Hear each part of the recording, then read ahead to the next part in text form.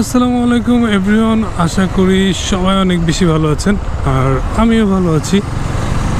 আজকে যাচ্ছি হচ্ছে নতুন একটা রিজনে। বাইক চালাতে চালাতে আসলে নতুন নতুন প্রবলেমের সাথে পরিচিত হচ্ছি। সো বাইকটার বর্তমানে দেখছি যে আপনার যে সিলিন্ডার রয়েছে, সিলিন্ডারের উপরে যে ক্যাপটা রয়েছে ওইখান থেকে একটু মোবিলের মতো হালকা ভেজা ভেজা লাগে। সো এইটার কাজ করার জন্য আজকে যাব। পাশাপাশি সাউন্ডটাও মনে হয় একটু অ্যাডজাস্ট করা দরকার, মানে ভেলভের যে স্পেসটা, সো ওইটাও একটু অ্যাডজাস্ট করাবো।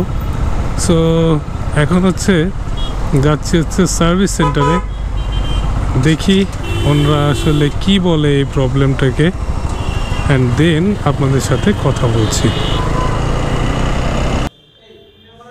সার্ভিস সেন্টারে আসছি নতুন আর একটা ইস্যু নিয়ে, সেটা হচ্ছে বাইকের যে ভ্যালভ এটা অ্যাডজাস্ট করতে হবে, কারণ মাইলেজটা বর্তমানে একটু কম পাচ্ছি। এবং এটা কিভাবে করা হয় আমি এই কাঞ্চন ভাইয়ের মাধ্যমে জিনিসটা আপনাদের সাথে শেয়ার করব। এবং আমার দেখা যায় কি এই যে সিলটা আছে এটার পাশ দিয়ে একটু ঘামে, সো এই প্রবলেমটাও সমাধান করব। এবং এই অ্যাডজাস্টটা কেন করা প্রয়োজন এই ব্যাপারটা আপনাদেরকে সরাসরি ভাইয়াই আপনাদেরকে বলে দিবে। সো আমি একটু ভাইয়াকে মাইক্রোফোনটা দিই। ভাই আমাকে একটু বলেন তো যে আসলে এই অ্যাডজাস্টমেন্টটা কেন করা হয়? এই অ্যাডজাস্টমেন্টটা করার কারণ হচ্ছে আপনার নির্দিষ্ট একটা টাইম পরে আপনার ট্যাপেটগুলো ক্লিয়ারেন্স করতে হয়।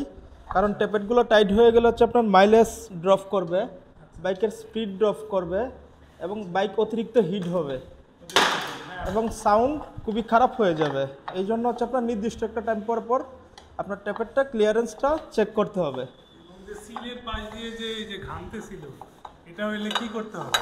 এটা হইলে সিল চেঞ্জ করে ফেলতে হবে, কারণ এটা সিলটা অনেক হিট হয়, তো হিট হলে এটা খারাপ হয়ে যায় অনেক সময়। সো এই অ্যাডজাস্ট করার সময় আমাদের পারফেক্ট যে সাইজটা এটা একটু বলে দিন। পারফেক্ট সাইজ হচ্ছে 0.06 ইনটেক এবং 0.06 এক্সজস্ট। এটা শুধু 4বির ক্ষেত্রে 0.06 করে ইনটেক এবং এক্সজস্ট দুইটাই হয়।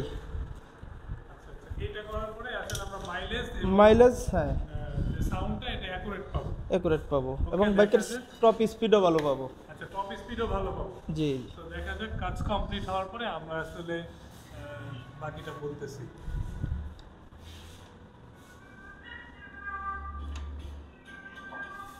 আজকের ভিডিওটা ছিল মূলত ট্যাপেট অ্যাডজাস্ট, বা আমরা অনেকে ভাল্ব নামে চিনি, কেউ কেউ আবার ট্যাপেট নামে চিনি। সো এই ট্যাপেট বা ভাল্ব যেটাই বলেন এটাই অ্যাডজাস্ট।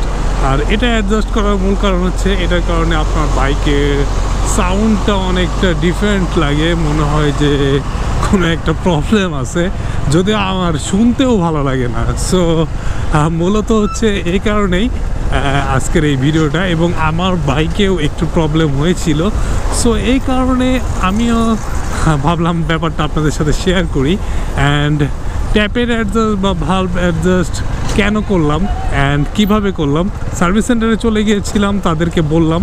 অ্যান্ড এটার কারণে কিন্তু মাইলেজেও একটু ইফেক্ট পড়ে।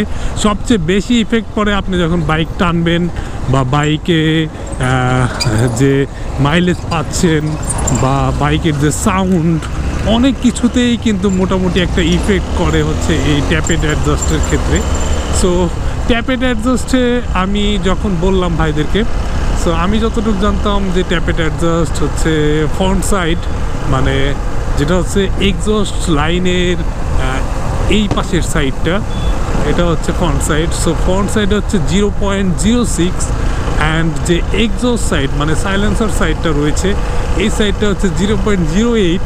সো ওনারা বললো যে না, আসলে আমাদের অফিসিয়ালি রিকমেন্ড করা হয় যে 0.06 থাকবে ব্যাক সাইড এবং ফ্রন্ট সাইডও 0.06ই থাকবে। অ্যান্ড আমি বললাম যে তাহলে দেখেন যে ফার্স্টে আমার এই মুহূর্তে কোনটা আছে।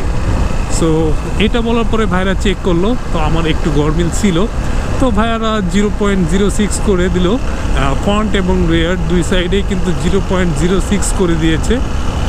সো এখন কিন্তু আমি মোটামুটি এই যে সাউন্ডটা শুনতে পাচ্ছেন মোটামুটি রিফ্রেশড অ্যান্ড যেহেতু নিউ সাইলেন্সার লাগিয়েছি, যেটাও ওয়ারেন্টি করিয়ে নিয়েছি, সো এখন কিন্তু একটা পারফেক্ট সাউন্ড বা পারফেক্ট স্পিড আমি কিন্তু পাচ্ছি, আর আশা করি একটা পারফেক্ট মাইলেজও পাবো।